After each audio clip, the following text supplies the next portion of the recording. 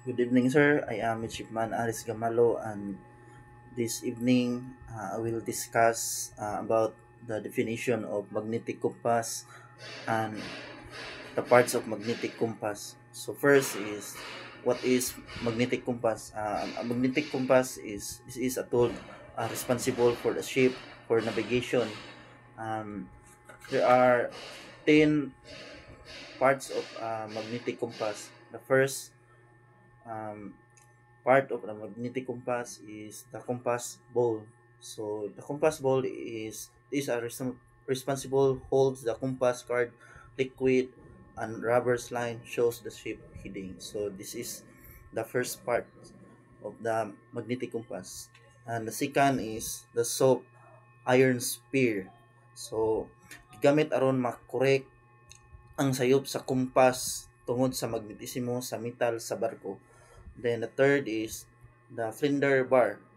Usa ka bar nga hinimo sa soft iron aron i-correct ang epekto sa vertical magnetism sa usa ka barko. Then number 4 is the 4 and EFTB magnet tray. So holds the magnets used to correct deviation of the 4 and EFT longitudinal line. Then number 5 is after shape magnet tree or C holds magnets to correct division on the outward shape side to side line. So this is the part of the magnetic compass nga responsible to bali to correct the deviation to side. Then number 6 is the healing magnet tube contains magnets to correct errors caused by the ship's healing tilting. So mo ni ang part sa usa ka magnetic compass nga i-correct ang sayop kung mo tilt o muliko ang barko. Then number 7 is the mirror's reflection arrangements. So this is the number 7 parts of the magnetic compass. So allows the compass reading to view from the bridge through mirror. So mo ni ang mga ang summon is mo ni ang responsible to nga makita ang compass reading gikan sa bridge sa usa ka barko. Then number 8 is the binocle stand.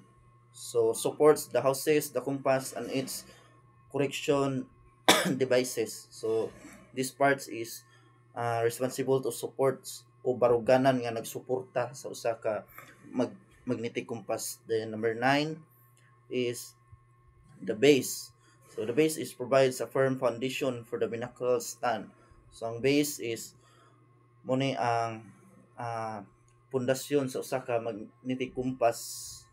Then the last part is the peephole to ship's bridge. So allows the navigator to read the compass safely from the bridge. So the peephole is mo ni ang usa ka murag lungag siya sa usa ka magnetic compass nga nagtugot sa pag-navigate nga makita ang compass gikan sa bridge sa usa ka barko. So that's all, sir, and thank you.